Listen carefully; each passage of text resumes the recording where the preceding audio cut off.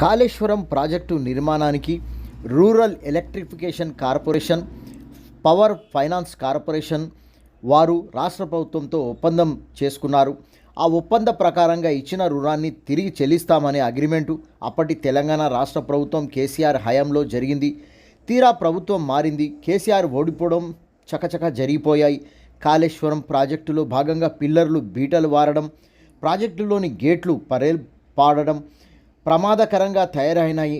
ప్రాజెక్టులో బుంగలు ఏర్పడి నీరు కింద నుండి పోవడం జరుగుతుంది. ఇసుక దిబ్బల మీద ప్రాజెక్టు పిల్లలు నిర్మించడం వల్ల పెద్ద విపత్తును కాళేశ్వరం ప్రాజెక్టు ఎదుర్కోబోతుందనేది పలు సంస్థలు నివేదికలు అందిస్తున్నాయి.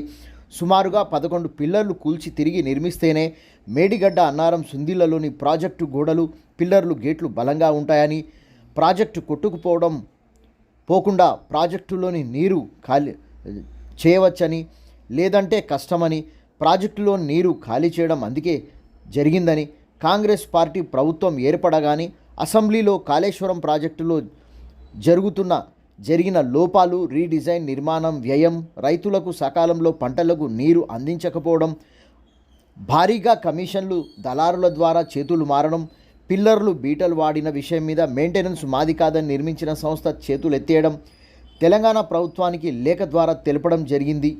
ప్రాజెక్టు గోడలు, పర్రెలు పాయడం విషయాల మీద చర్చించారు. రాష్ట్ర ముఖ్యమంత్రి రేవంత్ రెడ్డి ఆధ్వర్యంలో అన్ని పార్టీల నాయకులు ప్రాజెక్టు సందర్శించడం జరిగింది. ప్రాజెక్టు నిర్మాణానికి తీసుకున్న డబ్బులు తిరిగి చెల్లించాలని power finance corporation, rural electrification corporation వారు ప్రభుత్వాన్ని అడుగుతున్నారు.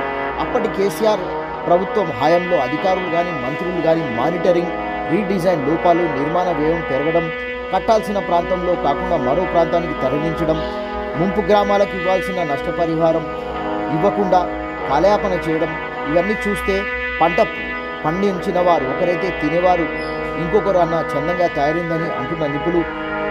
చూడాలి ఈ సమస్య పరిష్కారం ఏ విధంగా కొలిక్కి వచ్చి ఎవరెవరిని బాధ్యులుగా చేసి డబ్బు రికవరీ చేస్తారా, లేక ప్రజల నెత్తిన భారం మరోసారి పడుతుందా చూడాలంటున్న ఆర్థికవేత్తలు, మేధావులు.